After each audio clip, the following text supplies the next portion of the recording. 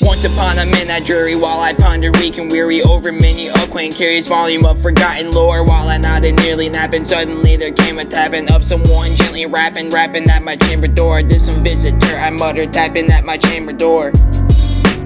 Only this and nothing more. Only this and nothing more. Only this and nothing more. Distinctly I remember it was in the bleak December, and each separate dying ember wrought its ghost upon the floor. Eagerly I wished tomorrow, vainly I had sought to borrow from a book to cease the sorrow, sorrow for the lost and lore, for the rare and rated maid in whom the angels name and lore. Nameless here forevermore. Nameless here forevermore. Nameless here forevermore. And the silky satin certain rustling of each purple curtain thrilled me, filled me with fantastic terrors never felt before, so that not to still the beating of my heart I stood repeating. This some visitor entreating entrance at my chamber door. Some lay visitor entreating entrance at my chamber door. This it is and nothing more. This it is and nothing more. This it is and nothing more. Presently my soul grew stronger, hesitating then no longer. Sir, said I, or madam, truly your forgiveness I implore. But the fact is I was napping, and so gently you came rapping, and so faintly you came tapping at my chamber door, that I scarce was sure I heard you. Here I opened wide the door. Darkness there and nothing more. Darkness there and nothing more.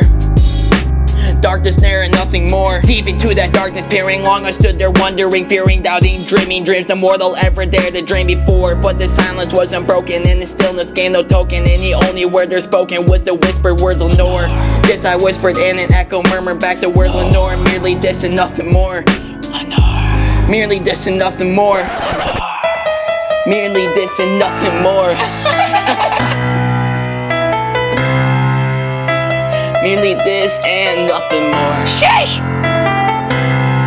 I implore. Back into the chamber, turning on my soul within me burning. Soon again I heard a tapping, somewhat louder than before. Surely said I, surely that is something at my window lattice. Let me see then what they're at is, and this mystery explore. Let my heart be still a moment, and this mystery explore. Just the wind and nothing more. Open your eye, flung a shutter, when with many a flirt and flutter, in there stepped the stately raven of the saintly days of yore. Not the least so base and may he not a minute doctor stady, but with mind of lord or lady, perched above my chamber door, perched upon a bust of palace just above my chamber door, perched and sat and nothing more. Then the 70 bird beguiling my sad fancy into smiling by the graven stern decorum of the countenance it wore. Though thy crest be short and shaven, thou said I are sure no craven, ghastly grim and ancient raiment, wandering from the nightly shore. Tell me what thy lordly name is on the nice Plutonian shore. Quoth the raven nevermore. Much I marvel this ungainly folly here discourse so plainly, though its answer little meaning, little relevancy for we cannot help agreeing that no living human being ever yet was blessed with seeing bird above his chamber door, bird or beast upon the sculpture bust above his chamber door, with such name as nevermore.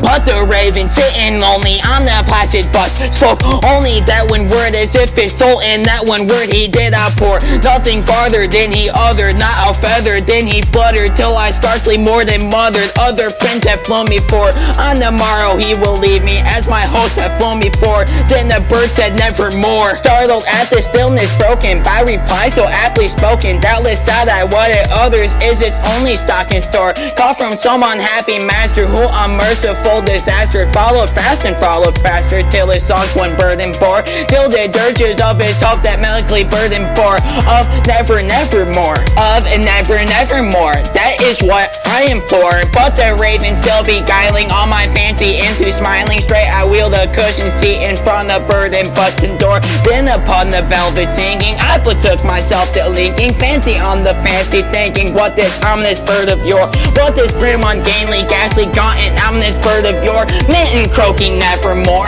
That I sat engaged in guessing, but no syllable expressing to the fellow's fiery eyes now burned into my bosom's core. This and more I sat divining, with my head at ease reclining on the cushion's velvet lining, that the lamp like loaded o'er, but whose velvet violet lining with the lamp like loading o'er. She shall press on nevermore.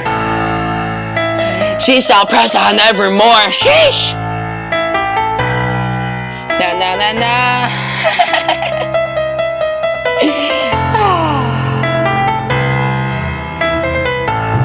This is taking up a lot of my time.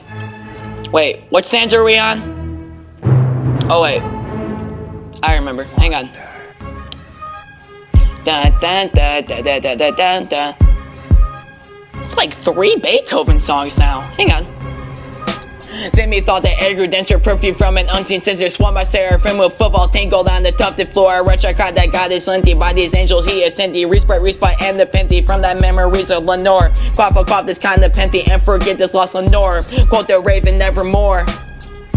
Quote that raven nevermore. Yeah. Prophet, said I, thing of evil. Prophet, still a bird or devil. Whether tempter sit or whether tempest tossed thee here ashore. Desolate, all and down it on this desert land enchanted. On this home by horror haunted. Tell me truly I am poor. Is there bomb in Gilead? Tell me I am poor. Quote the raven nevermore. Quote the raven nevermore. I say, quote the raven nevermore. I think of evil, prophet, still a bird or devil by the heaven that bends above us, by the God we both adore. I tell the soul with sorrow laden, and within the distant alien, initial class is saying, man in whom the angel's name will know. Class of rare and radiant, man in whom the angel's name will know. Quote the raven nevermore. Quote the raven nevermore. I said, quote the raven nevermore. Be that word our sign of parting. Bird or fiend, I shrieked up starting. Get thee back into the tempest in the night's plutonian shore. Leaving a black plume as a token of that lie thy soul has spoken. Leave my loneliness unbroken. Quit that bust above my door. Take thy beak from out my heart and take thy form from my door. Quote the raven nevermore. Quote that raven nevermore. And the raven, never flitting, still is sitting on the pallid bust of Pallas just above my chamber door. And his eyes have all the seeming of a demon's that is dreaming, and the lamplight o'er him streaming throws his shadow on the floor. And my soul from out that shadow that lies floating on the floor shall be lifted nevermore.